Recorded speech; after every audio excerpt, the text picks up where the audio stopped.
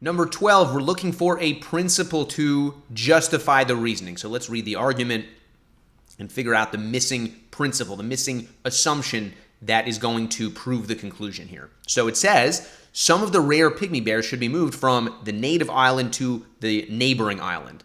Why? Because these bears risk extinction from the loss of habitat on their native island, and since this neighboring island is the only place that's similar enough, this move, doing this thing, is really the only chance we have to save these valuable animals.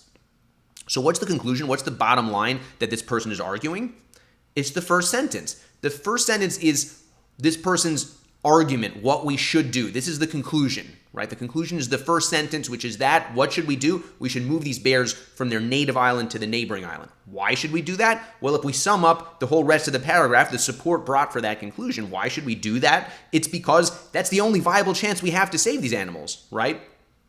And everything, all the information given is explaining why that's the case. But basically, the upshot of that last sentence, that second sentence of the paragraph, is really just the end of the sentence, which is that this move represents the only viable chance of saving these animals. Why? Because they risk extinction and the neighboring island is the only similar place. So all that is the reason for what? For the fact that this move is the only chance we have to save these animals. So that's kind of the upshot of that sentence, right? And therefore, that's brought as support for the conclusion, which was the first sentence, which is that therefore, we should move them from the native to the neighboring island, right? Again, why should we do that? What's the support that this person is bringing to prove that conclusion? Is that this is the only chance we have to save them, right?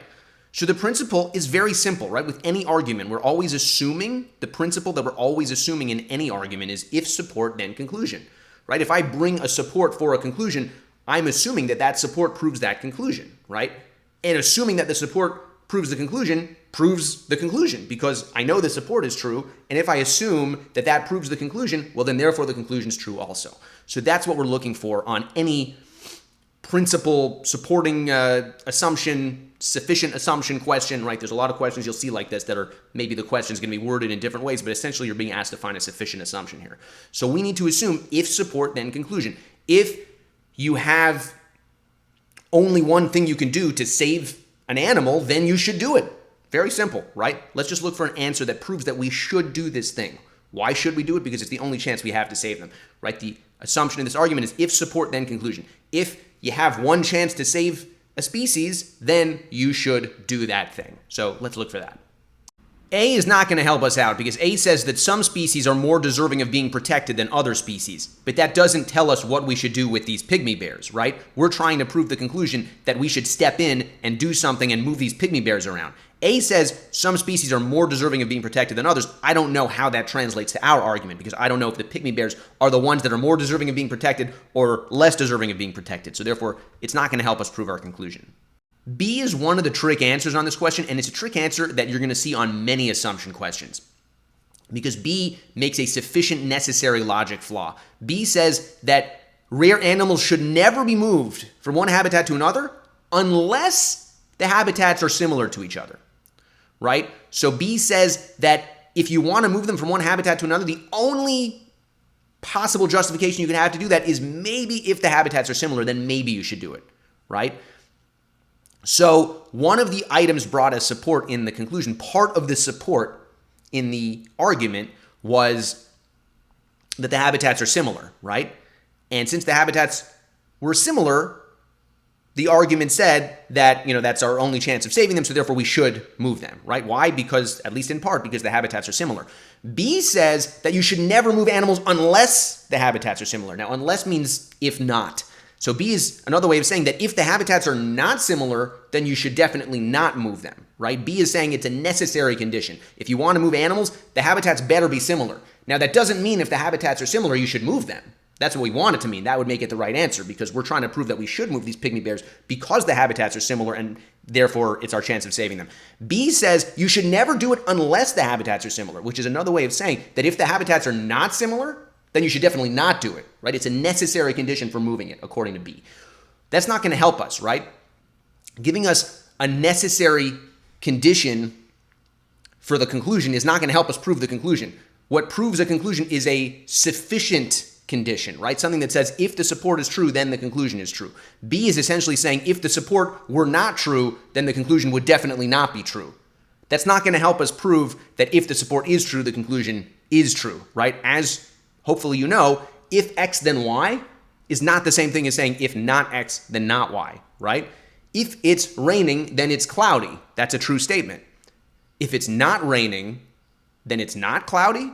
That's not a true statement, right? So just because something is sufficient for something has nothing to do with whether that thing is necessary for that thing, right? If not X, then not Y, that means X is necessary for Y. If yes X, then yes Y, that means X is sufficient for Y. Anyway, I'm not going to go too long about this because we have many videos explaining the difference between sufficient and necessary. You could see in the course, the tutorial videos, especially for the logic game section, there's a lot of videos about that. So I don't want to go too much into depth, but hopefully you can understand that B is not saying if support, then conclusion. It's saying if not support, then not conclusion, which is not going to help us out. C is correct because it's exactly saying if support, then conclusion.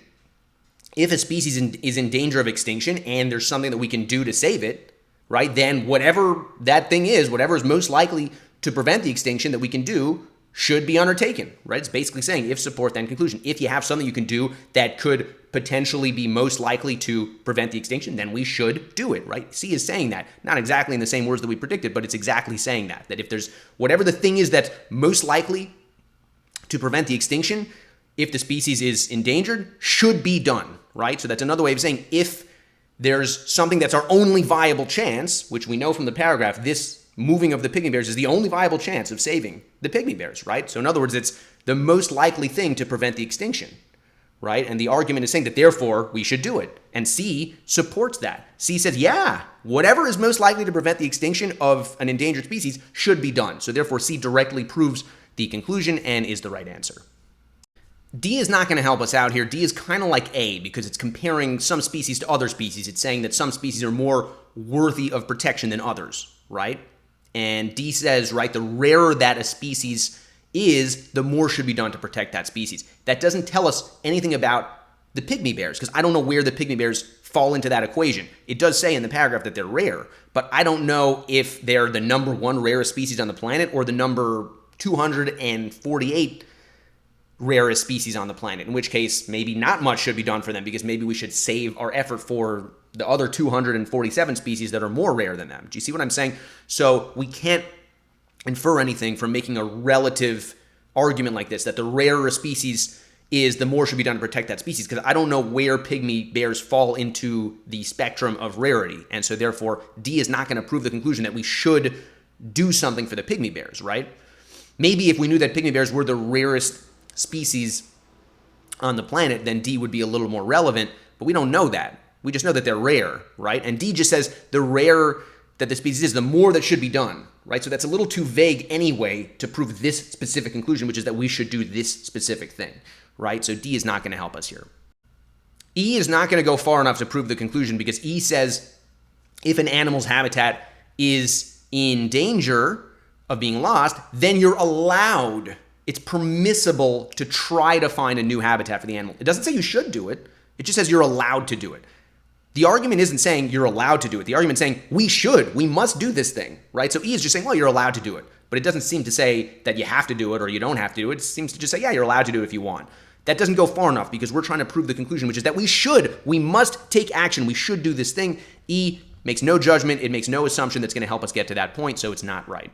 If you found this video useful, don't forget to hit subscribe. And for thousands more clear LSAT explanation videos, go to masterlsat.com.